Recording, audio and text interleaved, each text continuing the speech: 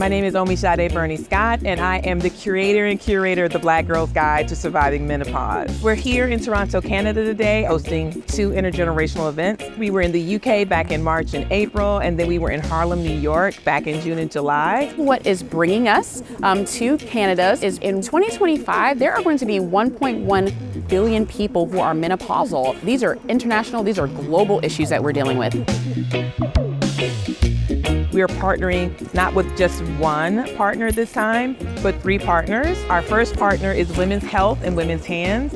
It is the oldest, largest community-based health center that works with racialized women, femmes, trans, and non-binary people. Our second partner is a collective of amazing young Black therapists called the Healing Sister Circle. And then our third partner, who unfortunately is not going to be able to be with us, but will be with us in spirit, is Michelle Osborne. And I'm over the moon excited to be able to partner with people that are kindred spirits.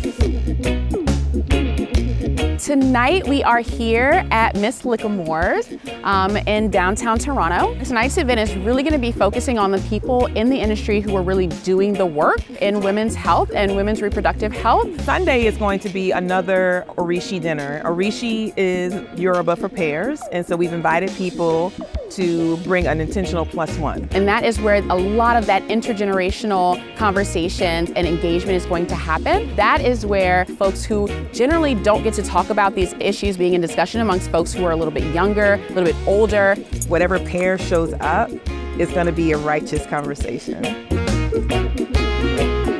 For today's event, I am most excited about experiencing, having conversations with many of my colleagues who are in the field of healthcare. I'm excited. I'm really curious to know the conversations that people are going to have. I often find that these conversations don't exist in our day-to-day. There's an energy in this space that I'm excited to be here. I feel like I belong here, and to be here with an intergenerational group is powerful. Me being a younger person, I haven't even thought of menopause, and it definitely is a conversation I'm having with family members or loved ones.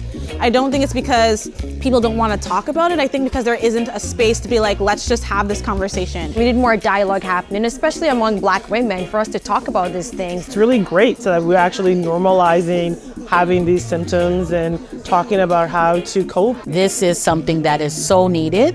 I look forward to many, many more events across this nation. From Toronto, we don't necessarily always get the opportunity for events like this, especially talking about Black women, wellness, and aging in particular. I already texted my mom and said, please come to the next dinner. You have nothing to be worried about. You'll be heavily embraced the moment you come through the door.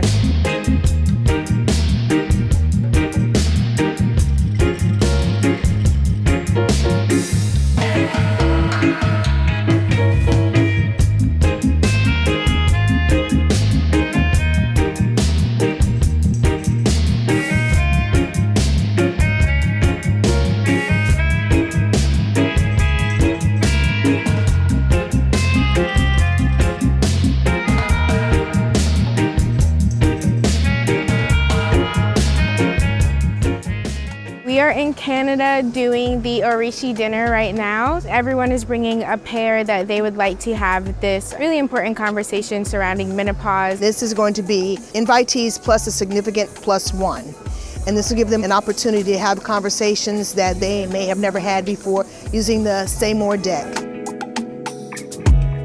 I know that tonight's dinner is usually the dinner where people are surprised by how much they want to share.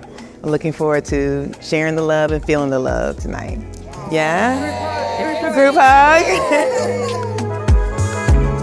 I want to thank you all for coming out tonight. We want you to eat some yummy, yummy, delicious food. And more importantly, we want there to be a conversation that only we get to have with each other. I'm here today to learn a little bit more about some of the transnational efforts that are being made to support women in their reproductive health. And I was her +1. Intentional +1. Yeah, intentional +1, sorry. The energy is so vibrant. I'm excited to know what other people's experiences are with menopause, to bring my beloveds here as well. I feel like it is the biggest conundrum right now in the field for all women, but even more so for Black women, because people are always asking, like, what do I do? How do I How do I take care of myself? How do I get emotionally well? And there are not enough answers. I've been struggling with premenopause for the last few months between my doctor and nurses and different people, but I've never really been in a space where I've been able to express what I'm feeling and my concerns and my experiences until this. It's been a healing moment for me.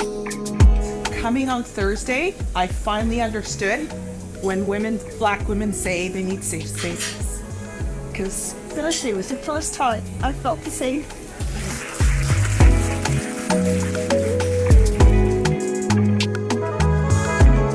You know, I just feel energized.